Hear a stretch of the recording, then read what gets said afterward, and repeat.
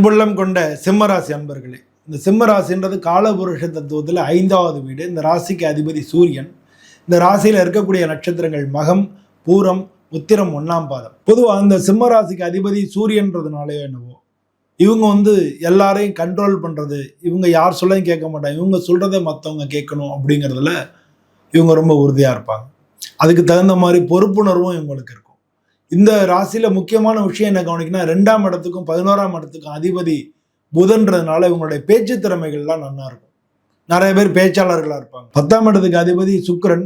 அந்த சுக்கிரன் தான் உங்களுக்கு 3ஆம் இடத்துக்கும் அதிபதி. அதனால உங்களுக்கு வேலை தொழில் இது சம்பந்தமான பிரச்சனைகளை சந்திக்கக்கூடியவங்களா இருப்பாங்க.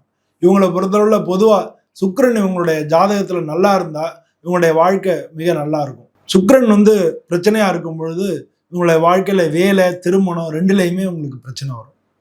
சுக்கிரன் உங்களுக்கு 6, 8, 12ல மறையக்கூடாது. சுக்கிரன் சனி ராகுகேது நட்சத்திரத்திலே சனி பகவான் நட்சத்திரத்திலே இருக்கக்கூடாது. அந்த மாதிரி இருக்கும் பொழுது உங்களுக்கு எதை தேர்ந்தெடுக்கிறது வாழ்க்கையில அப்படிங்கிறதுல குழப்பங்களும் அது சம்பந்தமான பிரச்சனைகளும் இவங்க சந்திப்பாங்க. அதனால வாழ்க்கை கொஞ்சம் தடுமாறும்.